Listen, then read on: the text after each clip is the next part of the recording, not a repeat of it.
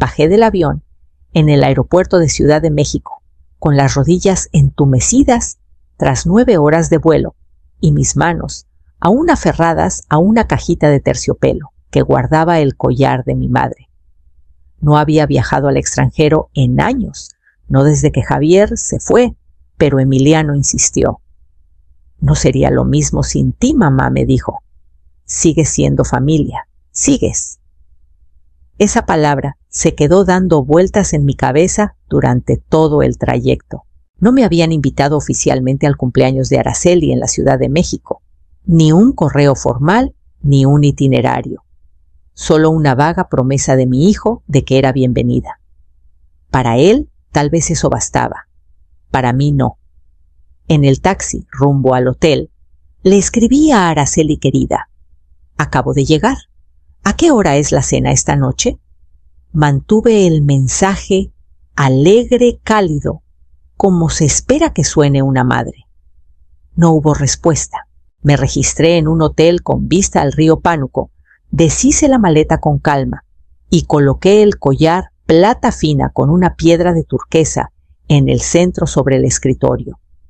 Había sido de mi madre, lo usaba en cada comida navideña y aniversario. El broche lo mandé restaurar el mes pasado. Pensé que a Araceli le parecería elegante. Seguía sin respuesta.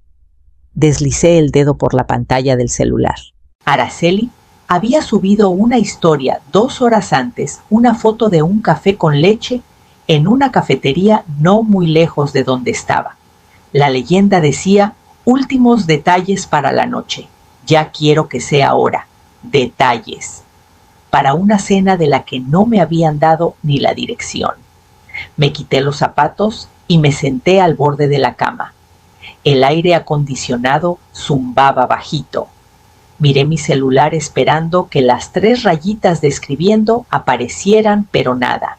A las 5 le escribí a Emiliano solo. «Confirmo. ¿Cuál es la dirección de la cena?». Respondió en menos de 1 minuto. «Cierto Casa del Sol a las 7. ¿Nos vemos ahí?». Sin disculpas, sin mencionar el silencio, solo 1 hora y un lugar. Me levanté, alicé mi vestido y guardé el collar en su cajita. Tomé mi bolso y bajé al auto que me esperaba. La Casa del Sol brillaba con luces doradas. Cuando crucé la reja hacia su patio, los adoquines frescos bajo mis tacones. Llevaba un vestido azul marino de seda, uno que a Javier siempre le encantó, y unos aretes que Araceli una vez elogió, esperando quizás ingenuamente un momento de armonía. El maître me saludó con una inclinación cortés. «Buenas noches, señora». «Nombre». «Solís», dije. «Marisela Solís, vengo con el grupo Ramírez Solís». Revisó la lista y parpadeó. «Veo una mesa para 12, pero no hay nadie con ese nombre». Miré más allá de él. Ahí estaban Emiliano Araceli, sus padres, sus hermanas, incluso 2 amigas de la universidad, a las que una vez recibí para un Día de Muertos. Todos sentados en una mesa espectacular bajo una enramada cubierta de bugambilias, iluminada por velas flotantes y decorada con claveles blancos. Era la cena íntima de cumpleaños antes del gran evento formal con invitados y patrocinadores al día siguiente. Conté 11 personas, 11 sillas. Aún así, me acerqué. Emiliano levantó la vista sorprendido, pero sin urgencia en los ojos. Solo una sonrisa tenue. «Mamá, llegaste». Araceli no se levantó. Tomó un sorbo de su vino y dio un saludo rápido con la mano. «Uy», dijo con ligereza, «creo que conté mal». ¡Qué tonta! Nadie se rió, no abiertamente, pero sentí el murmullo de diversión recorrer la mesa. Un mesero apareció con una silla plegable. Negué con la cabeza. «No hace falta», dije en voz baja. «No me quedaré mucho». Dejé la cajita de terciopelo en la esquina de la mesa junto a la canasta de pan sin tocar y le di a Emiliano una mirada larga. Luego me volví hacia Araceli. «¡Feliz cumpleaños!», dije. Ella sonrió como si no percibiera el dolor detrás de mis palabras. Me di la vuelta antes de que pudieran responder mis tacones resonando en los adoquines, cada paso medido y silencioso. Atrás las copas de champán tintinearon. No miré atrás. En un callejón junto al restaurante me detuve al borde de una fuente y toqué el collar que seguía en mi bolso. Nunca llegó a su cuello. Saqué mi celular. Un nombre en mis contactos no había cambiado en 20 años. Lo marqué, dejé que sonara y dije solo 3 palabras. Cuando contestaron, necesito acceso.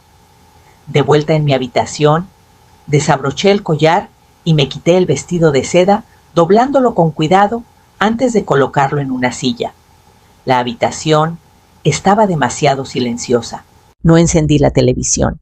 En cambio, tomé la carpeta negra que siempre llevaba en mis viajes, no por costumbre, sino por memoria. Adentro había páginas plastificadas, hojas de cálculo, horarios de eventos pasados, planos de mesas para la tercera boda de una heredera petrolera, paletas de flores para una cena de un Nobel maridajes de vinos, para la jubilación de un millonario en San Miguel de Allende. Hojeé lentamente, dejando que los nombres hablaran por mí. Eran noches que nadie se atrevía a arruinar, porque yo las había planeado. Saqué una carta doblada del bolsillo trasero. Era de Carmen Iturbide, exdirectora de Operaciones de Sabores del Cielo, una empresa de catering en la Ciudad de México. Había sido mi pasante en Monterrey años atrás. Nerviosa, astuta, rápida con la logística. La entrené, la guié. La recomendé para el puesto en la capital. Busqué el perfil de la empresa en mi celular. Efectivamente, Sabores del Cielo estaba listada como el proveedor oficial del gran evento de cumpleaños al día siguiente, 19 de marzo. Abrí su sitio web y revisé los procedimientos de emergencia. Si el contacto principal no respondía, el sistema recurría al contacto secundario verificado. Tecleé mis viejas credenciales de acceso. La plataforma me dejó entrar. Ahí estaba. Bajo la reserva del 19 de marzo para el cumpleaños de A. Ramírez, el contacto de emergencia seguía siendo M. ¿Solís? Asesora Senior Contingencias. No me habían eliminado. Habían usado mi reputación, mis relaciones con proveedores, mi legado, y pensaron que me sentaría en una silla plegable y fingiría no darme cuenta. Toqué la lista de proveedores. La florista, el cuarteto, el distribuidor de vinos, todos aún eran socios, todos conocidos. Clic en editar acceso. Luego tomé una hoja en blanco de la carpeta y comencé a escribir línea por línea. Siempre creí en la brevedad. En mi trabajo, mientras menos palabras necesitaras para controlar una sala, más poder tenías. A medianoche, el mensaje estaba escrito, impreso y firmado. Bajé al concierge y pedí usar el fax. La joven en el mostrador dudó al tomar el papel, pero no dijo nada. Le di 3 números, uno para el catering, otro para la florista, otro para los músicos. La frase era clara, final, sin emociones. Por favor, cancelar los servicios del 19 de marzo en Casa del Sol. Autoridad, contacto de emergencia MS. Ella envió los faxes, grapó los recibos de confirmación y los puso en un sobre impecable. Lo guardé en mi bolso y regresé a mi habitación. No llamé a Emiliano. No necesitaba hacerlo. Él había elegido la comodidad sobre la bondad. Sabía que no habían planeado para mí, que no me habían reservado un lugar, que no me querían en esa mesa. Aún así, me dejó cruzar el océano. Me dejó llegar a una cena donde no había silla ni nombre ni bienvenida. Querían un espectáculo. Lo tendrían. Me recosté en la cama y dejé que el silencio me envolviera como seda. En algún lugar de la ciudad, Araceli probablemente se retocaba el labial, revisaba su lista de invitados, posaba bajo la luz de las velas con una elegancia prestada. Pero mañana los mensajes comenzarían a llegar. una florista sin confirmación de entrega, un violinista confundido por la cancelación de última hora, un distribuidor de vinos reembolsando el pago. Imaginé las llamadas desconcertadas, los correos sin respuesta, la incertidumbre floreciendo horas antes de que llegara el primer invitado, los huecos que aparecerían en las costuras de su noche perfecta. Empezaría como un susurro, una pausa, una mirada de un empleado sin instrucciones, y terminaría en silencio, no el mío, el de ellos.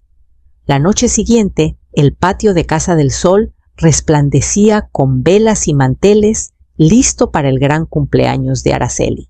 Pero algo fallaba desde el principio. A las 7:45 p.m. aún no se había servido la primera copa de vino. El sommelier había desaparecido, reemplazado por un joven mesero nervioso que no dejaba de mirar su reloj. Araceli alzó la mano con brusquedad. ¿Dónde está el Cabernet de Valle de Guadalupe?, preguntó. Él tartamudeó y se escabulló por el pasillo sin volver. El cuarteto en la esquina terminó su sonata inicial, se levantó sin decir palabra. Uno guardó su cello en su estuche. Otro enrolló los cables con rapidez, sin encore, sin reconocimiento. Los invitados comenzaron a murmurar. Imaginé la sonrisa de Araceli, tensándose su voz, cayendo a ese siseo que conocía bien. Esto es inaceptable. ¿Dónde está la coordinadora? Pero no había ninguna. La mujer en la que habían confiado por años, en silencio, sin agradecimientos, estaba arriba en una bata de algodón, tomando té de flor de Jamaica, dejando que la noche se desmoronara sobre ellos.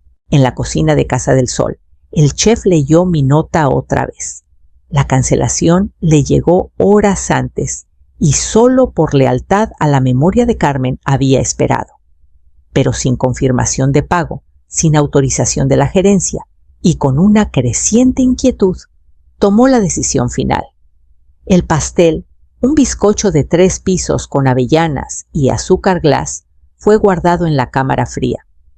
Cuando Araceli pidió verlo, el repostero fingió no saber de qué hablaba. Emiliano se levantó y sacó su celular. Lo vi desde mi balcón. Comenzó a marcar. Luego se detuvo. Su postura cambió.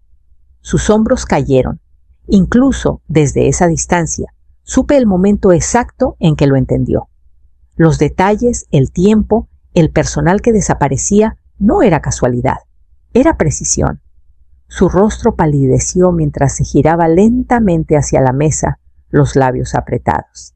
Lo sabía. Por fin lo sabía.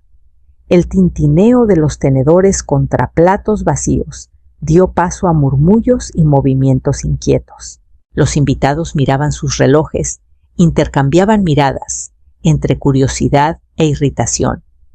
Entonces Beatriz Mariscal, vestida de lentejuelas doradas y siempre la primera en convertir el aburrimiento en un arma, se levantó con un gesto teatral. ¿Esto es parte del show?, preguntó con la voz cargada de desdén, porque francamente se siente amateur. El rostro de Araceli enrojeció no por el vino. Se levantó rápido, intentando recuperar el control. Solo es un pequeño retraso, anunció. El vino ya viene. Pero Beatriz no había terminado. He ido a 5 de tus eventos, Araceli. Este es el primero donde el personal parece más nervioso que los invitados.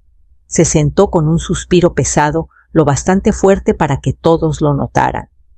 Entonces el padre de Araceli, el señor Ramírez, empujó su silla y se dirigió furioso al pasillo de servicio. Minutos después regresó seguido por el gerente del lugar. El gerente ajustó su corbata, hizo una reverencia breve y habló en español para que todos entendieran. Lamentamos profundamente la interrupción, dijo. La confusión proviene de una cancelación formal que recibimos esta mañana para este evento. Araceli parpadeó. ¿Qué cancelación? El gerente abrió su carpeta, señaló un documento. Fue enviada por fax con plena autoridad por el contacto de emergencia registrado. una tal Marisela Solís. Por un segundo nadie se movió. Todas las miradas se volvieron hacia Emiliano. Él se quedó sentado con los codos en la mesa, los dedos apretados bajo la barbilla. Su voz salió baja, pero clara. Mi madre solía planear eventos internacionales, de alta seguridad, de alto perfil. Entrenó a la mitad de los proveedores de esta ciudad. Su nombre seguía en el sistema. Hubo una pausa, mientras el peso de esa confesión se asentaba en la mesa.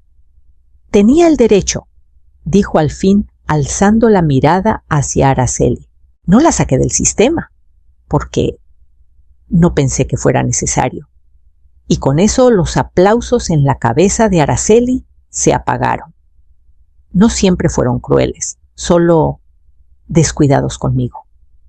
Descuidados como se vuelve la gente cuando sabe que siempre estarás ahí, que siempre pagarás la cuenta, que siempre te quedarás callada para mantener la paz.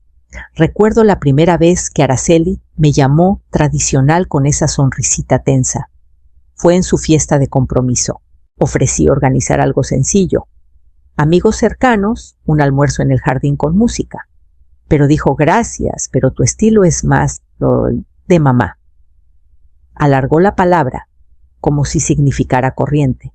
Contrató a una planeadora de lujo y me sentó detrás de un arreglo de dalias tan grande que no vi la mitad de los brindis.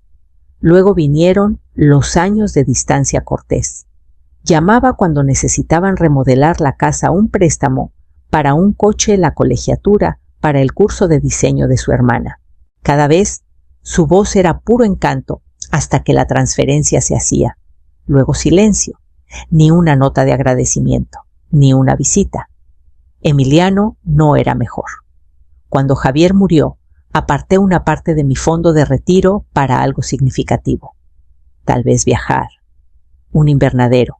Emiliano pidió prestado para un proyecto de un bistro imperdible en Querétaro. Me mostró los planos, me llamó su primera inversionista, hasta me trajo un delantal firmado por el chef. El lugar cerró en 9 meses. Nunca volvió a mencionar el dinero, y lo dejé pasar. Porque eso hacía yo. Dejaba las cosas pasar. Pero esa noche, mientras la noticia se esparcía de mesa en mesa, de que la cena de cumpleaños colapsó bajo mi mando silencioso, no sentí rencor. Me sentí despierta. Había pasado años enseñando a otros cómo hacer que la gente se sintiera especial, cómo crear mesas donde todos tuvieran un lugar. Pero a mí me trataron como una silla plegable que podían sacar a última hora o olvidar por completo. No se trataba de venganza, se trataba de salir de debajo del mantel con el que me habían cubierto. No necesitaba alzar la voz. Por fin me había alzado a mí misma, y apenas estaba comenzando. 2 semanas después de volver a Monterrey, encontré un sobre pequeño entre las facturas y volantes del súper. La letra era familiar, redondeada, cuidadosa, como si intentara demasiado ser dulce. Era de Araceli. Adentro una tarjeta de cumpleaños tardía llena de flores y letras doradas. La abrí despacio, medio esperando una disculpa. En cambio, una tarjeta de regalo de 100 pesos para un café cayó, y encima del mensaje impreso, que tengas un día feliz, alguien había escrito, gracias por venir. Eso fue todo. Ni mención de la silla que faltó, ni del desastre de la cena cancelada, ni reconocimiento de lo que todos sabíamos que había pasado en ese patio iluminado por velas. Solo 100 pesos para un café y una frase tan vacía que resonaba. Me reí más fuerte de lo que lo había hecho en meses. La tarjeta se quedó en la esquina de la barra de la cocina mientras sacaba una carpeta gruesa etiquetada Fundación Sabores Vivos. Adentro estaban los papeles firmados de la transferencia. Había movido el resto del patrimonio de Javier hasta el último peso a un fideicomiso benéfico para apoyar a estudiantes de gastronomía, los que me recordaban a mis antiguos pasantes, los que me llamaban Doña Marisela, con respeto en la voz, no con una mueca. El fideicomiso cubriría becas, pasantías y apoyos para pequeños negocios gastronómicos liderados por mujeres mayores de 50. La junta tendría 5 miembros. Yo la presidiría hasta el final de mis días. Emiliano ni siquiera estaba en la lista de suplentes. Nunca preguntó por el fideicomiso. Asumió que eventualmente le tocaría como si el derecho viniera de nacimiento y no de una relación construida con cuidado. Que lo descubriera en el silencio. Que los abogados se lo explicaran cuando llegara el momento, cuando los documentos se archivaran y los balances no mencionaran su nombre. Que se preguntara cómo una mujer a la que no invitaron a la mesa, al final se llevó la mesa consigo. Y la plata, y la lista de vinos, y cada una de las sillas. Todo comenzó con un susurro en redes.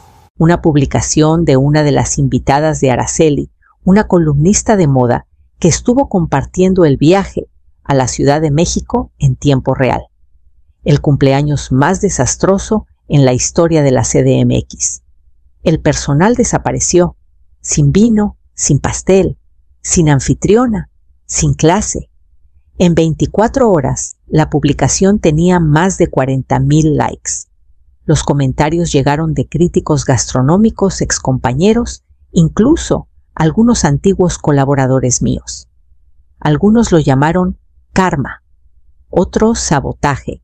El nombre de Araceli se volvió tendencia por todas las razones equivocadas.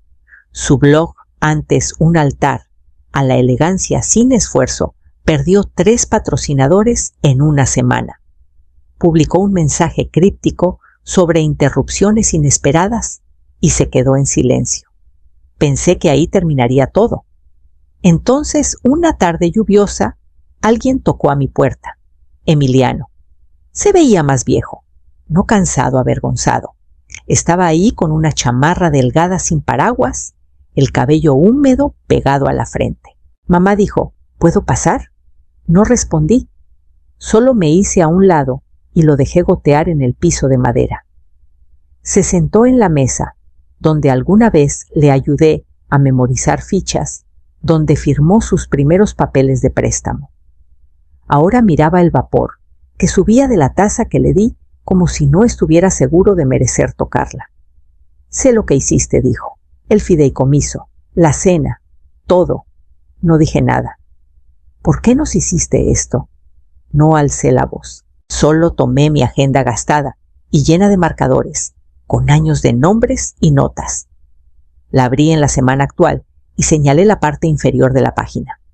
Bajo familia estaba en blanco, sin nombres, sin iniciales. Solo una línea vacía. Emiliano miró.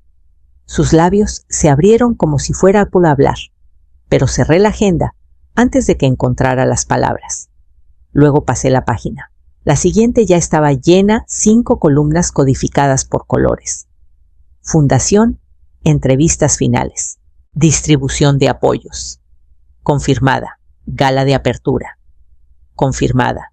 Aprendices todos alojados. No había lugar para él en el calendario, solo hacia adelante. El comedor era sencillo, sin candelabros, sin rosas importadas, sin fotógrafos buscando una mención de marca. Solo el aroma de cebollas caramelizadas, pollo asado con romero y las risas de personas que nunca me habían pedido un cheque. Los aprendices 9 ahora habían preparado la noche en secreto. No debía mover un dedo. Esa fue su única regla. Les había enseñado sobre equilibrio, moderación, cómo emplatar con propósito, cómo sazonar con paciencia. Esa noche me lo devolvieron todo con una reverencia silenciosa. Al entrar me detuve. La mesa era larga, hecha de pino reciclado, con sillas disparejas y servilletas de tela dobladas a mano. Y en la cabecera una silla tallada con mi nombre bordado en una banda de lino. Sobre mi plato había una tarjeta que simplemente decía Doña Marisela, cordero braseado con farro al limón y yogur con hierbas. Me reí, luego lloré. Luego me senté. Sirvieron cada platillo como si fuera sagrado. Una de ellas, clara, Alzó su copa primero, por la mujer que alimentó más que bocas, que alimentó futuros. Miré a mi alrededor mujeres mayores de 50 que pensaron que era tarde para empezar de nuevo padres solteros, aprendiendo a hornear otra vez un chofer de autobús jubilado que ahora sabía hacer patiachú. No preguntaron quién fue mi esposo. No cuestionaron mis elecciones. Solo sabían que les dije sí cuando otros no lo hicieron. Alcé mi copa en respuesta. Me excluyeron de una cena. Dije con voz firme, así que construí 100 más sin ellos. Brindamos, sin discursos, sin fotógrafos, solo el sonido de los tenedores chocando contra la alegría.